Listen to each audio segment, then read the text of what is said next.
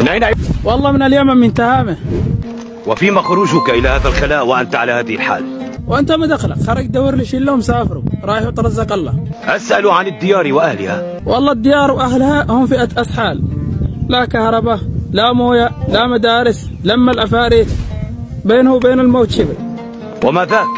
والله ذهب أنهم خير الناس وسلط الله الآن أشر الناس. من تقصد؟ يا أخي خلى لي حالي، أنا ما أبغاش أتكلم فيه إلا سياسة. والله لو جر بيت خالي هجاء. أسألك عن الحجاج. عندنا في اليمن 1000 حجاج. كم عندك من الحجاجين في اليمن؟ أتعرف من أنا؟ لا والله ما عرفتك. من هو أنت؟ أنا الحجاج. كيف؟